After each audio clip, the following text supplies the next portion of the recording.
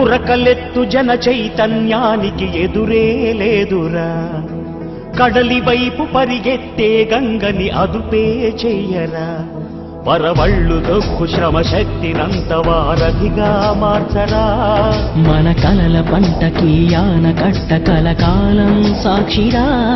మరుభూమిలోన ఇక ప్రతి మూల మాగాని కలలు కనిపించేరా. మా ప్రభు చలవతో ఇకనైనా మా ఆశలన్నీ నిజమయ్యేలా.